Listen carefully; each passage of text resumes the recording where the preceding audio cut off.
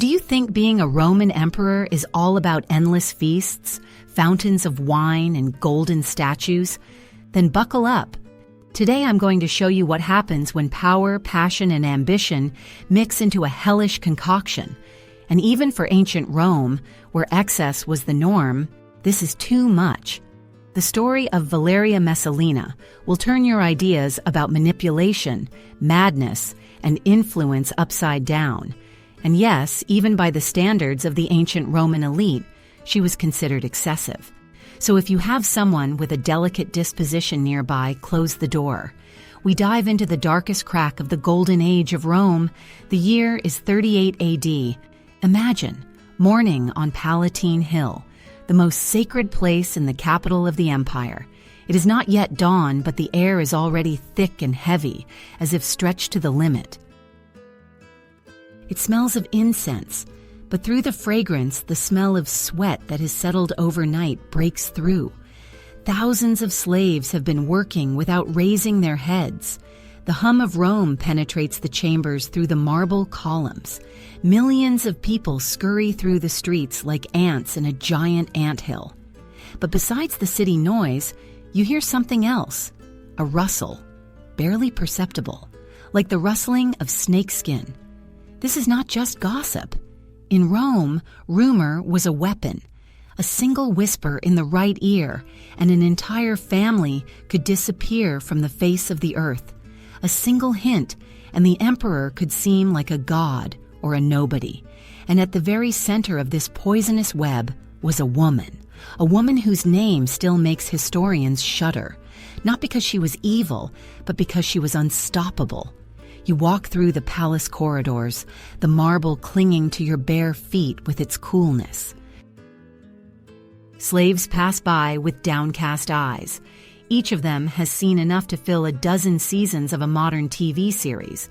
Senators nod to you reservedly with a slight smile. And you understand. Beneath their togas, there is no soul, only bottomless darkness. It was here that real drama unfolded, not theatrical, but political, tense, and merciless. At the center of it all was Messalina, the wife of Emperor Claudius. Yes, the very same who was ridiculed for his stutter, drooling, and awkward gait. But compared to his wife, he seemed almost saintly, because she turned the palace into her personal playground. She trampled on tradition, not out of stupidity, but deliberately, with cold calculation. She knew what she was doing, and she did it with frightening calm.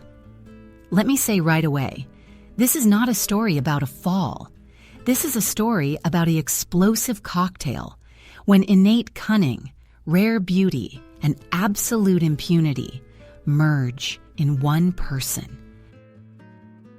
She didn't just break the rules, she wiped her feet on them, leaving a mark on anyone who dared to get in her way.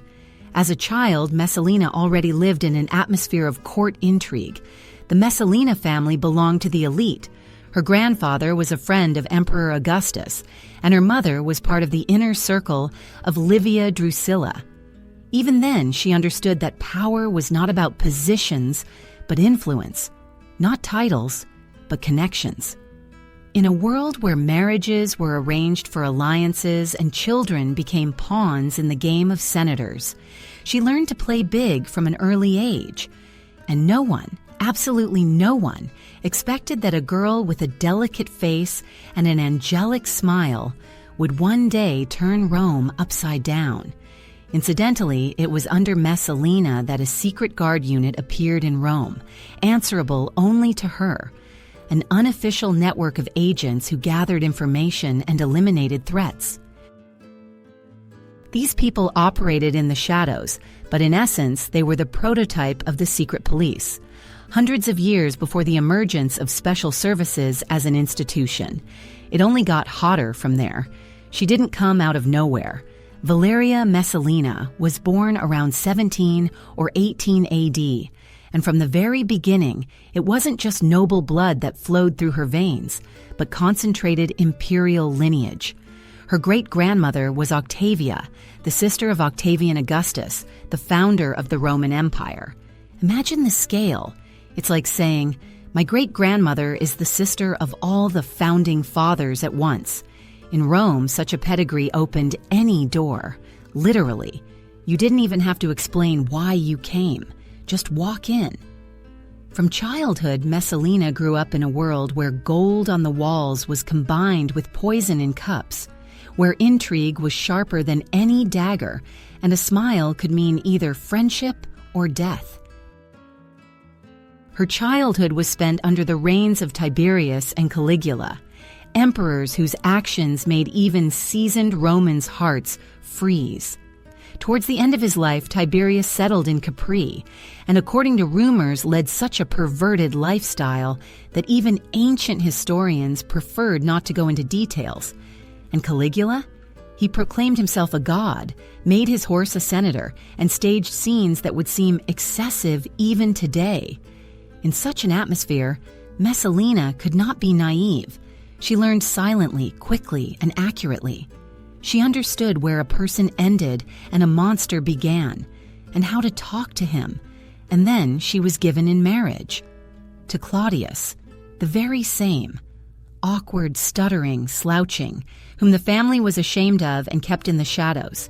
He was hidden away during celebrations and laughed at, while she, young, intelligent, beautiful, with a powerful family tree, became his wife. If you had been at their wedding, you would probably have thought, poor thing.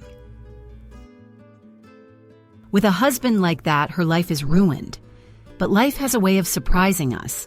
In the year 41, Caligula was stabbed to death right in the palace. Literally, a few blows with a dagger, and the empire was left without a leader. And do you know who was found hiding behind the curtains, trembling with fear? Claudius. And do you know what the Praetorian Guard, the emperor's personal bodyguards, did? They looked at each other and said, "Why not? He's from the family. He doesn't look dangerous. He'll do."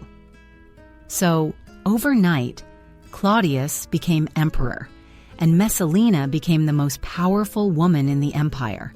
She was 23 years old. When most of us at that age are thinking about what pizza to order for dinner, she was in charge of the treasury, government positions, and armies, and most importantly, she knew exactly what to do with that power. Interesting fact, it was during the first years of Claudius' reign, with Messalina's active participation, that a large-scale purge of the Senate began. Under the pretext of conspiracies, those who were inconvenient were eliminated, including those who had recently mocked Claudius under Caligula. And do you know who compiled the lists? That's right, she did. The girl from the failed marriage turned out to be a predator who saw this marriage not as a sentence, but as an opportunity, a chance to rule from the shadows. And that was just the beginning. What does a woman do at the age of 23 when she has power over 60 million people, control over the most powerful army on earth, and unlimited access to riches from Britain to Egypt? Well, most would probably focus on clothes, parties, building temples in their honor, and creating a posthumous image. But Messalina was not like most people. Her ambitions would have made even the most eccentric rulers of antiquity blush. But before we delve into the details, let's understand the context. Because this is not just a story about luxury, it is a textbook on power in its most unbridled form, where there are no laws or moral constraints. In 41 AD, Rome was a colossus ruled not by one man, but by a network of bribery, favors, alliances, and unspoken agreements. The emperor acted through intermediaries. The Praetorian Guard provided the force, freedmen provided the administration, the Senate provided the window dressing of traditional power, and the legates provided the armor of the legions. And this is where Messalina showed her strategic genius. While Claudius was opening new aqueducts and receiving delegations, she was building her own empire, shadowy but more influential. She understood that in Rome, influence is currency, and the most stable kind. You are a senator, dreaming of a position as governor. In the past, you would have had to wait, beg, pay. Now, all you need is an invitation to Messalina's evening party. One conversation, and you're there. Or you're a merchant dreaming of a silk license. One evening, and the document is in your hands. She built a network that today would be called a new level of personal lobbying. Only then were connections cemented, not by signatures, but by trust, dependence, and gratitude. Historians wrote that her receptions were not idle. They were diplomatic meetings of the highest order, where destinies were decided. You enter the palace. The air is filled with oriental scents, Indian nard, incense, oils. The floor is covered with rose petals brought from Persia. The walls are decorated with scenes from myths. The hall is filled with the sounds of different languages of the empire. But behind all this beauty, you can sense the main thing, the tension of real power. In the corner, an elderly senator is having his shoulders massaged by a servant. He is negotiating a deal for grain that will feed Rome, not with decrees, not through the Senate, with a single gesture, a single glance, and all this under the watchful eye of Messalina. She could change the course of trade, dismiss a general, or appoint a new prefect without leaving the hall. And you know what? She wasn't just playing this game. She made up the rules. In the morning, orders. In the evening, influence. Not through fear, but through affection, respect, and personal contact. It was far more effective than threats. An interesting fact, it was during this period that Eastern incense began to be actively used in the Roman court as an element of diplomacy. Scents became associated with the empress's influence, persistently and unmistakably. Letters from the provinces wrote about the capital. The air there smells like the East. It was a symbol of her power, and she built all this, without armies, without wars, only with her gaze, only at night. In another corner of the hall is a Roman military commander. He is discussing the details of a future campaign in the German forests. Next to him, girls from the East are dancing. Their graceful movements contrast sharply with the stern bearing of the legionaries. But the main focus of this scene is Messalina herself. She is not just the hostess of the evening, she is the conductor of a political orchestra, where each guest is an instrument that plays at her will. She moves around the hall with ease, as if weightless, but every conversation is a move in a complex game. With the senator, she discusses the instability of the eastern provinces. With a merchant, she negotiates a new trade route that will benefit the treasury. With a military commander, she discusses the redeployment of legions, which will both strengthen border defenses and consolidate Claudius's position in military circles. All this is accompanied by wine, music, incense, and soft luxury. The boundaries between the personal and the public were completely blurred here. Rome lived by a double logic. Official discussions took place in the Senate, but real decisions were made here, among silk pillows and scents from the East. This was not just a weakness of the elite, it was a system. Carefully constructed with mathematical precision, Messalina created an invisible but powerful structure in Rome, a parallel empire where power was measured not by decrees, but by trust and influence. While senators argued in marble halls, the fate of entire provinces was decided in her chambers. Even the most restrained historians did not exaggerate. Suetonius and Tacitus, with their caustic manner, write about the same thing. But even Pliny the Elder, a scrupulous and rational man, recounts an episode that is difficult to believe. Messalina allegedly entered into a competition with Rome's most famous courtesan to see which of them could attract more men in one night. And, according to the chronicler, she won. The number is staggering, 25. This is not a rumor, but a fact recorded by one of the most accurate authors of his time, not for the sake of boasting, but to illustrate the scale. But even in this, there was cold calculation. It was not spontaneity. Everything was part of an image, part of a system. You arrive at an evening event in October 46. On paper, it is a discussion of administrative matters.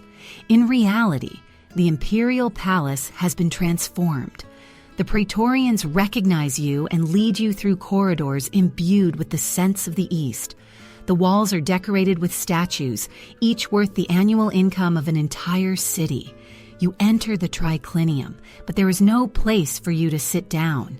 The entire floor is covered with cushions made of fabrics brought from distant lands. The light comes from oil lamps, giving off a soft, flickering glow. On the walls are scenes from myths, rich, vivid, almost hypnotic.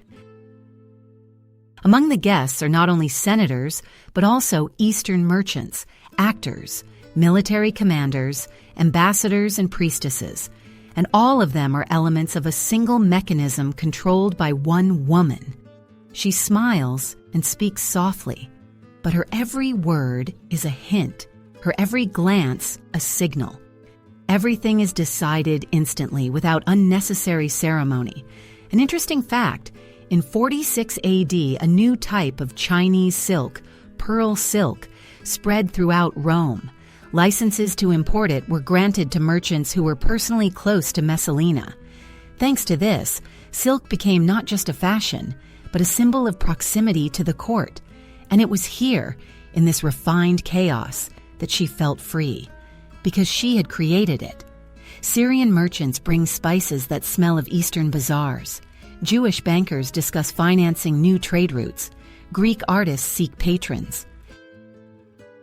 Former gladiators who have passed through the arena now talk importantly with Gallic and German chiefs who have come to Rome to negotiate alliances. It all looks more like a security council meeting, only in tunics and with much less fabric. And then she enters. Messalina. She is wearing a light, almost transparent robe, formally appropriate for a matron, but emphasizing more than it conceals. Her hairstyle is an intricate weave adorned with pearls from the Red Sea. But it's not about the outfit, it's how she carries herself. One step from her, and the hall falls silent. One glance, and everyone around her begins to compete for her attention. One smile, and everyone relaxes.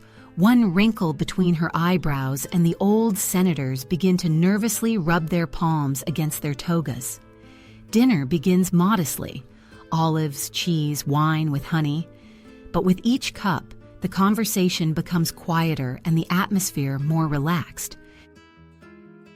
The senator who arrived with a complaint is already discussing military logistics with the legate, while an Egyptian dancer massages their feet. A merchant who dreamed of obtaining a permit to import papyrus gets his signature, not in an office, but between a cup of wine and a fragrant bath. This is a scene, and Messalina is the conductor. She makes sure that everyone gets what they want, the right phrase, the right deal, the right hint. By morning, some fall asleep right on their pillows, others leave silently, still stunned. In one night, deals worth millions are made, maps of military campaigns are drawn up, and Claudius' throne is strengthened. All this happens not in the Senate, but here, to the sound of lyres, amid soft lighting and delicate aromas. But everything you've heard before is just window dressing. Messalina's real power lies in information. She has created a unique intelligence network without a single official agent. Everyone who attended her parties became a source. There was no need for torture or blackmail. People shared information themselves, out of vanity, a desire to be liked, to seem important. And in these whispers, everything was revealed, from rebellions to conspiracies, from machinations to prices. While Claudius waited for reports, Messalina already knew what was happening in the provinces. Before the letter was sent, before the sword was raised, people brought her plans, rumors, prices, political schemes, voluntarily, and she didn't just listen, she acted. For example, in 47, rumors began to spread about a conspiracy among senators, a typical situation for Rome. But the conspiracy didn't even have time to take shape. They were already waiting for them, because Messalina knew about it in advance. Someone let it slip, at a reception, between dances, over wine, or just wanted to appear smarter. That was enough. Addendum. It was then that secret diaries began to be kept at court, recording who talked to whom and about what at parties. They were kept by Messalina's confidants and became the prototype for closed protocols.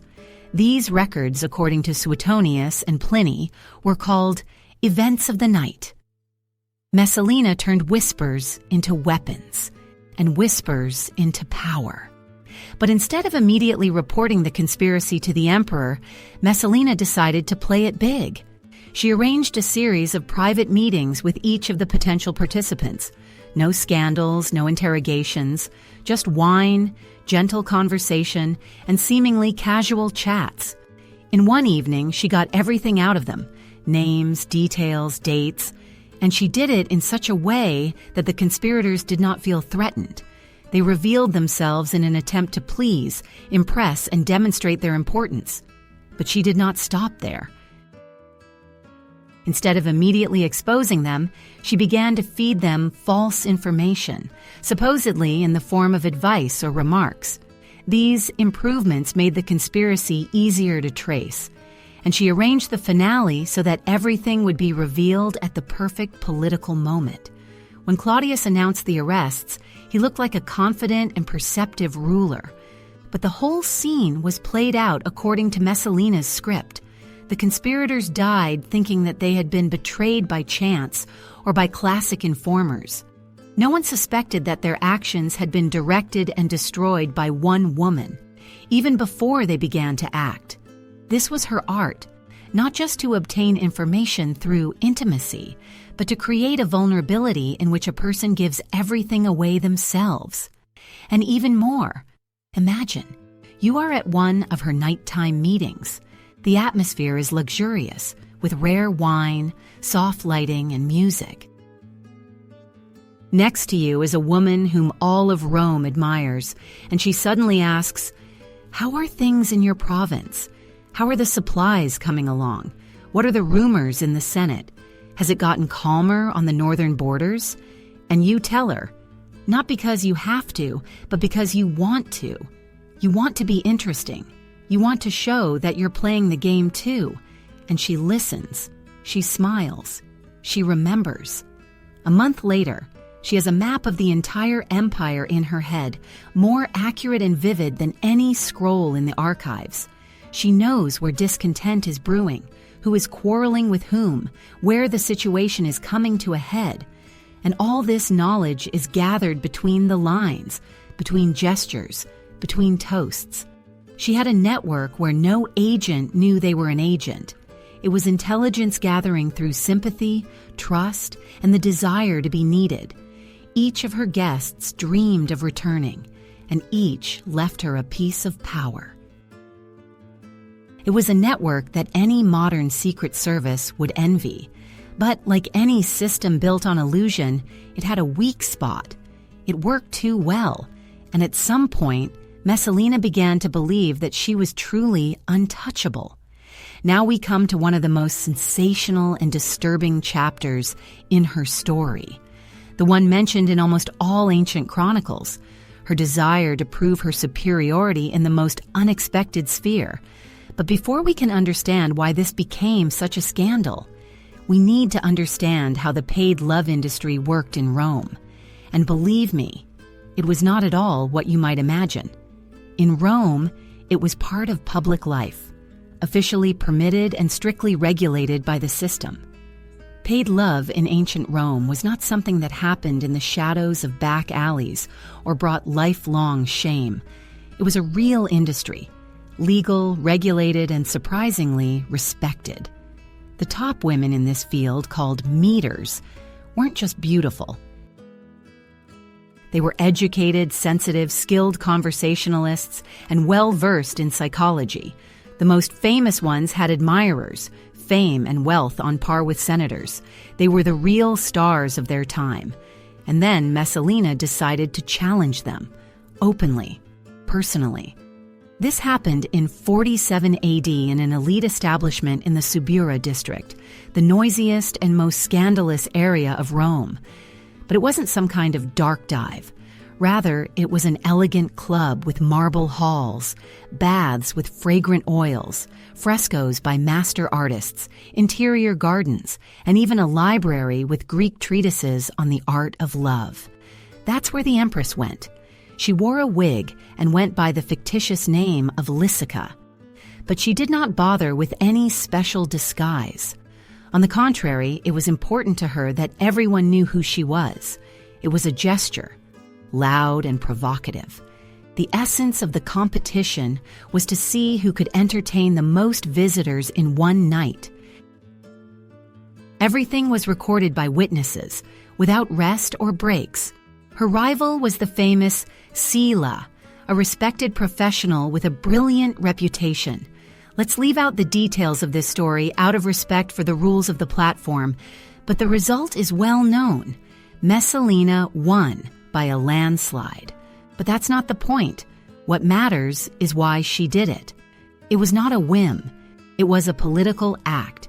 Messalina showed that she was not just the emperor's wife. She was a powerful figure in every sense of the word, even where other women were untouchable. It was a statement. You are proud of your freedom. But I am freer than anyone else. For the upper classes, it was a shock. The story spread throughout the city, causing both awe and horror. It was in this state of shock that her power was born. No speech in the Senate could have given her such influence. But the common people, the poor, the freed, the servants, saw things differently. For them, she became one of their own. Not a distant empress from a marble palace, but a living person. Someone who came to their territory and won. It was a manifestation of a new form of influence, emotional closeness through a symbolic gesture. And it worked, but it was a dangerous line to cross. Even Rome, with all its tolerance, had its limits. Breaking the rules, yes. Provoking the gods, maybe. But undermining the very foundations of power, no. And now Messalina is approaching that line. Too close. Her actions become increasingly bold, and she takes a step that seems incredible even by the standards of ancient madness, a step after which history begins to rapidly roll towards its finale. And this finale is not fiction. It was reality. Real. It is not a fabrication. It is not an exaggeration. It is not a beautiful metaphor. It is recorded in several independent sources and is considered the moment when Messalina finally crossed the line between daring political games and destructive mania. The year was 48. She had everything: secret power, a vast network of influence, the respect of the common people, and the fear of the elite. But she wanted more than behind the scenes. She needed a title. A legitimate one, an indisputable one, a formal one. And to achieve this, she took a step that even today is the subject of debate among historians. Was it a stroke of genius or a loss of sanity? She got married again, while still the official wife of Emperor Claudius. Not in secret, not for love, but with a full Roman wedding ceremony, with a snow-white toga, a saffron veil, an official contract, sacrifices to the gods, feasts, music, in front of hundreds of people, in the center of the capital. Imagine, Claudius is in Ostia at that moment, checking on the repairs to the port, listening to officials, sorting through reports on grain deliveries. And in Rome, his wife is celebrating her new wedding with another man, young, handsome, ambitious. His name was Gaius Silius. He was at the peak of his career. Rumors were already circulating that he could become heir to the throne if everything went according to plan. You are among the guests. Everything seems to be going according to protocol: music, toasts, wine. But there is unease in the air. It is not obvious, but it is palpable, like the heat before a storm. People smile, but their lips tremble. The tables are laden with food, but no one eats, because everyone understands this is not a wedding. It is a political explosion. Why did she do it? One version. Messalina thought that Claudius was seriously ill and would soon die. If she was already married to Silius at the moment of his death, he could inherit the throne, and she could remain close to power. Another version. She really began to believe that the laws no longer applied to her, that her will was above all traditions, that she could literally change the structure of the empire. But perhaps the reason is much simpler. She felt confined. Everything was under control. Everything was subjugated. What next? Where was the risk? Where was the challenge? Where was the feeling of power? And so she challenged the very foundation of Rome, the institution of the imperial family. She did not try to hide. She did not plot a conspiracy. She acted openly. And in doing so, she challenged not only Claudius, but the very concept of power, as if to say, "You are the emperor, but I am reality, and this is my new reality." And here, it is no longer a question of morality. It was not just a political decision. It was art, the art of destruction, the highest form of power, not to hold on to power, but to throw it at the feet of the crowd and see what happens. What if Claudius hadn't returned? What if the conspiracy hadn't been uncovered? What if everything had worked out? Think about it. It was like a game where you've passed all the levels, defeated all the bosses, collected all the prizes, and decided to use the forbidden cheats just to see what would happen. Spoiler alert, the system survived. But she didn't. Not Messalina. Her new husband, Gaius Silius, was a serious figure in his own right. He was a consul, second in command in the empire after the emperor. He was handsome, influential, and adored in the capital. And, according to ancient authors, he was sincerely in love with Messalina. But politically, he was dangerously naive, because anyone even slightly familiar with Roman realities would understand that marrying the emperor's current wife was tantamount to signing your own death warrant, and with your own signature, no less. The wedding lasted all day. Processions marched through the streets, and the townspeople rushed between, applauding, pretending not to see, or hurrying to leave for the provinces. Senators and nobles took part not because they wanted to, but because refusing meant being blacklisted. And there was only one question on everyone's mind: what should I write in my will? Meanwhile, messengers rushed to Ostia to inform the emperor that his wife had married someone else in his capital city. Imagine, you are a slave courier running 25 kilometers with news that may not earn you a reward, but rather crucifixion. And yet you run. Claudius is in shock. According to historians, at first he didn't even understand what was happening. Is she still my wife? Am I still emperor? He asked his advisors. It was a real shock. He didn't scream. He didn't throw a tantrum. He just froze, like a man who had been betrayed immediately, personally, publicly, and politically. But here's where the unexpected begins. Claudius, whom everyone considered strange and weak, suddenly showed his tough side. He kicked into gear. He began to act without emotion, quickly. Now pay attention.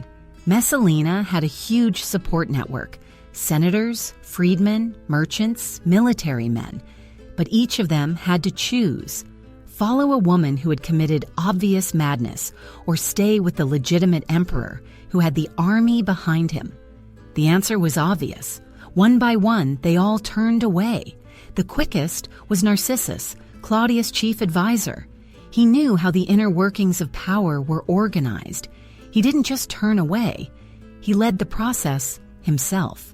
Within a day, he gathered evidence, obtained approval for the elimination, and sent a detachment. The Senate didn't even have time to convene. Messalina, accustomed to being one step ahead, found herself in a corner for the first time. Even in her final hours, she tried to fix things, to persuade someone, to outmaneuver someone. But it was too late.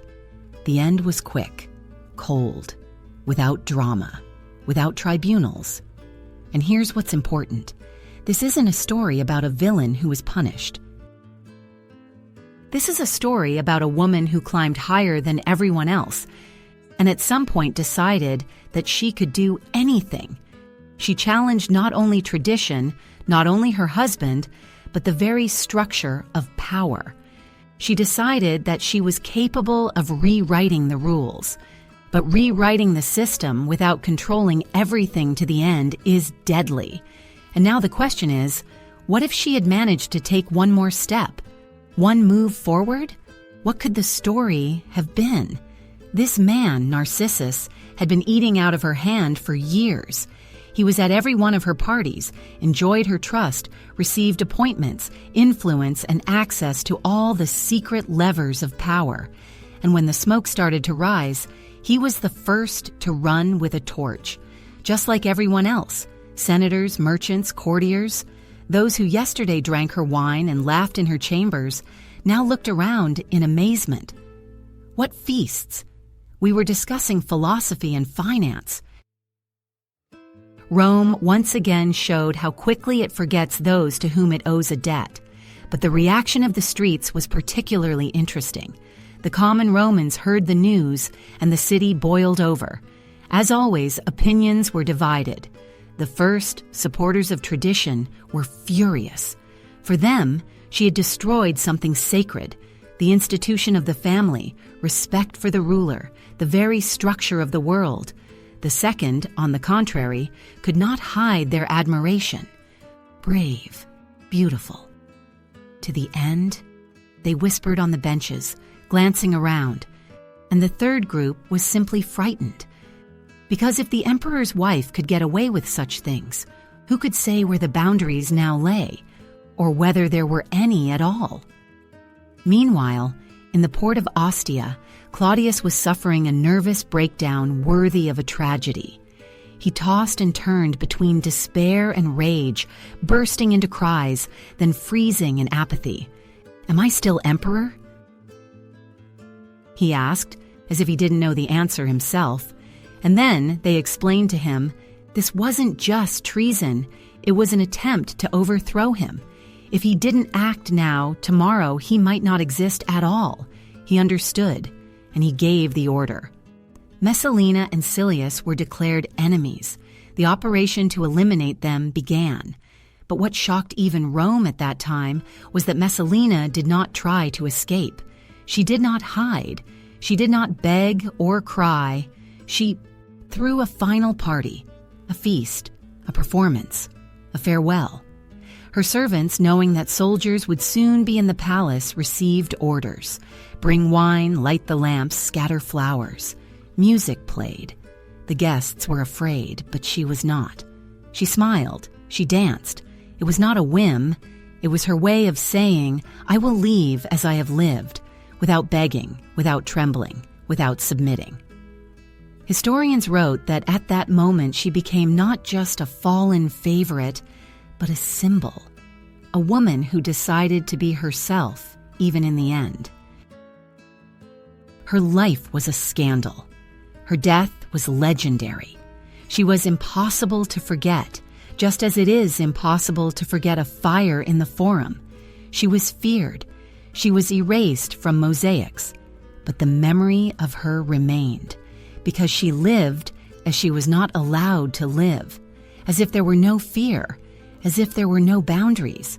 She gathered those who remained, the loyal, the insane, the doomed, and there were many of them. The place was Lucullus Gardens, one of the most luxurious and at the same time most deadly places in Rome. White marble, terraces sloping down to the Tiber, rare trees, fountains with melodious water, flowers that cost the province a fortune. Everything was like the set for the final act of a great drama. Imagine, evening is falling. Messalina's longest day is coming to an end. You are among the guests. You know that behind these walls are soldiers. This could be your last night, but you cannot leave. You are a witness to the end of an era. Torches flicker as if the stars themselves have descended to earth. The music sounds desperate, as if this is a farewell not only to the holiday, but to life itself. Wine is like the blood of the gods. The dishes are prepared in a hurry, but with the taste of doomed perfection. And above it all is sound, not notes, footsteps, boots, armor, horses. They are already close. The guests are dividing up.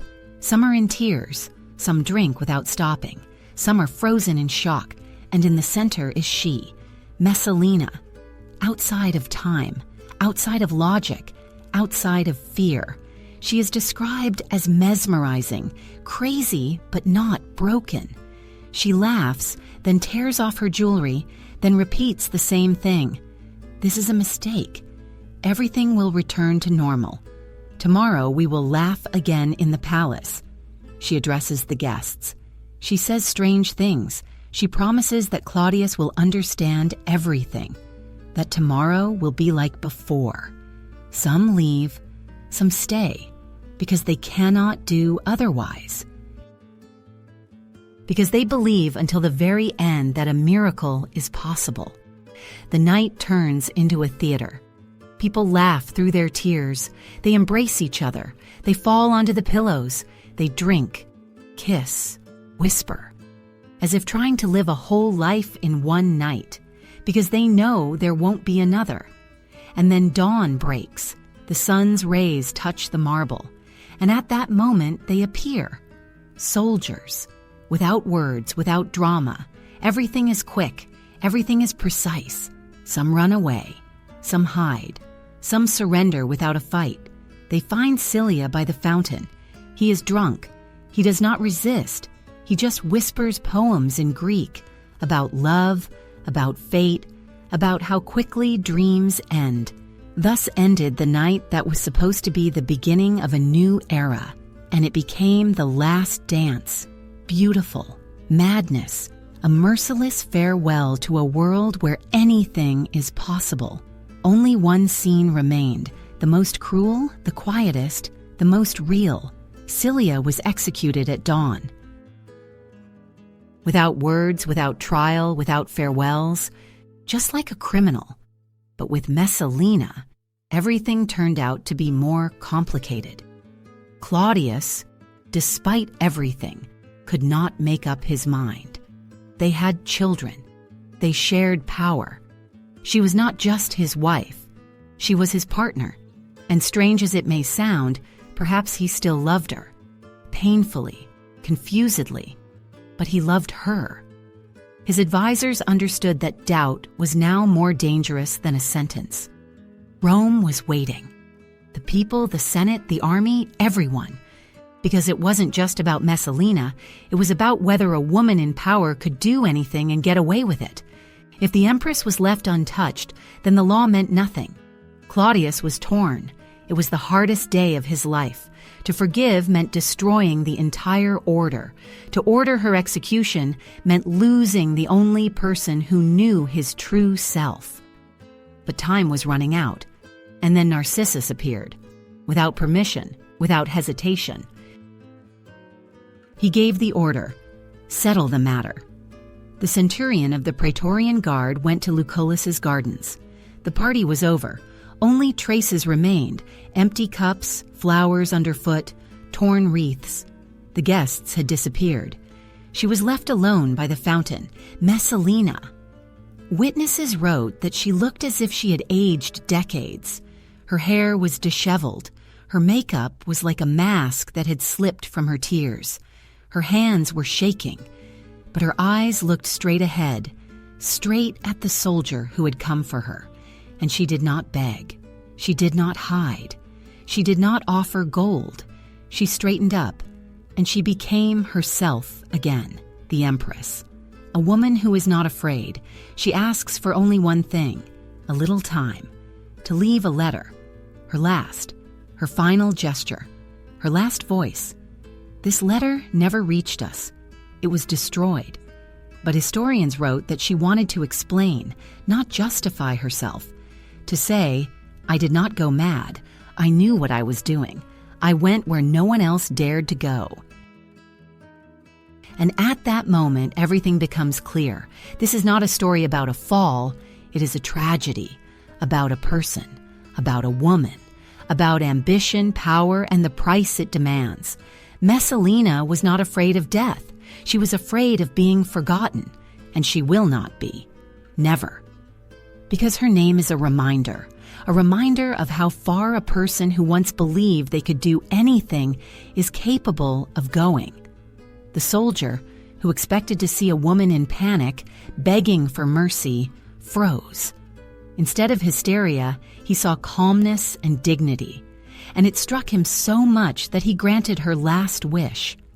Messalina sat down by the fountain, took out a wax tablet — they were kept in the gardens for poets and guests — and began to write. For almost an hour, she wrote, erased, wrote again.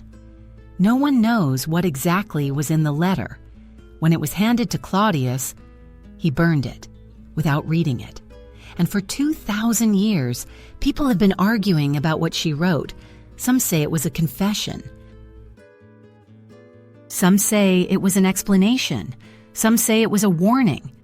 Maybe it was all of those things, but I think it was a love letter about them. Before power, before intrigue, before titles, about how they endured humiliation together, how she supported him, how he looked at her, not as a symbol, but as a person, how they, two broken people, became the heart of a vast empire. When she finished, she gave the tablet to the centurion and told him to give it to Claudius. "Tell him I have no regrets about anything, only that I was not braver." And then she did what legends do, not heroes. She left on her own, calmly, quickly, without a scene, at the fountain where the fate of Rome had been decided so many times, alone. She was only 30. With her last step, she did not allow her enemies to win. She did not give them a finale. She made it herself. And now, here's what's important. Everything you've heard is not just drama. It's a mirror. Because Messalina is not just a character. She is an image, an archetype. She is what happens when a brilliant mind and boundless ambition are combined with a complete lack of inner boundaries. She was not cruel by nature. She wasn't a monster. She was a void at the center of power, a system that had lost control. Think about it. Today we admire those who break everything: politicians, business people, bloggers, those who destroy norms. We call it charisma, novelty, revolution. But the story of Messalina shows what happens when you don't set limits for these people, when you remove responsibility, when you allow them to believe that anything is possible. Rome found a way to coexist with this for a while, but one day she decided that laws weren't for her, that she was allowed to do the same things during the day as she did at night. And then the balance disappeared and Rome cracked, because people like that don't just destroy. They are like a mirror of the darkest sides of an entire civilization. And when it cracks, everything cracks. Not only then, but now too. Because history does not repeat itself. It rhymes. And we hear these rhymes more and more often, and here it is. The last and perhaps most disturbing truth of this story. The empire continued to function. After all the scandals, intrigues, weddings, and downfalls, Rome did not fall apart. The provinces paid taxes, soldiers guarded the borders, grain came from Egypt, merchants did business, aqueducts flowed. It was as if Messalina did not destroy the system, but, on the contrary, served as a kind of safety valve. She let off steam, relieved tension, and allowed the mechanism to function. But this was an illusion, because no system can survive if there is room for absolute exception, especially if the entire structure rests on one person who acts outside the rules. Sometimes this destruction happens instantly. Sometimes it takes years. But the end is always the same, loud, fast, and with debris scattered throughout the empire. And now for the irony. Claudius, who removed the immoral Messalina, married again, to Agrippina the Younger, a woman with an impeccable reputation, without scandals or nasty rumors. But it was she who poisoned Claudius. It was she who brought her son Nero to power, and it was she who set in motion the chain of events that destroyed the dynasty. So by destroying the dangerous but open Messalina, Claudius opened the door to a much quieter but far more deadly threat. Because evil does not always look provocative. Sometimes it wears a white toga and says the right things. But behind all this irony lies the truth. The story of Messalina is not about debauchery and conspiracy. It is a story about a person and about power. Because absolute power does not simply corrupt, it reveals what is hidden. Messalina was not born with a plan to destroy the empire. It all started with small things.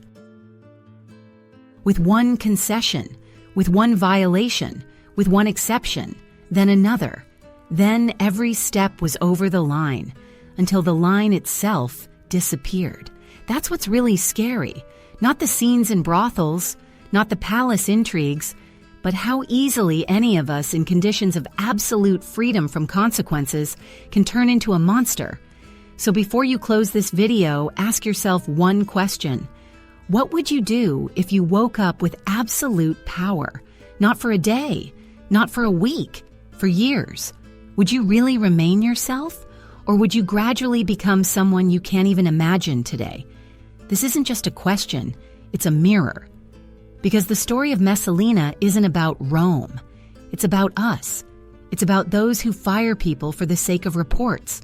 About those who create chaos for the sake of likes. About those who destroy institutions for the sake of popularity. They may not throw lavish parties, but the essence is the same. Power without limits. And it always ends the same way. With destruction. The only question is how spectacular it will be. Messalina showed us one such ending, but she is not an exception. Today, in the 21st century, we have something that Rome did not have. Democracy, courts, the press, freedom of speech, separation of powers. These are not formalities. They are protection from ourselves, from our weaknesses. But all this only works when we are awake, when we do not turn into those Romans who just watched, kept silent, laughed, and did nothing. It was precisely this inaction that allowed her to grow. She was not stopped because it was in everyone's interest not to notice. Sound familiar? The elite buy silence. Politicians trade the future for ratings. We watch and keep scrolling. So now the question is not about her, it's about us. The story of Messalina is not a fairy tale. It is a warning. It is a mirror. It's a challenge to everyone. What are you doing to prevent anyone from gaining such power again? Because Messalinas haven't disappeared. They've just changed. They're less visible, more technologically advanced. But the essence is the same, unlimited power, and each of us has a choice, to remain silent, to watch, or to resist. So think about it. Who reminds you of Messalina today? If you watched until the end, you care. Subscribe. Like. Write who you want us to talk about next time, because history is full of Messalinas, and each one can be a lesson, if we are willing to listen. See you soon.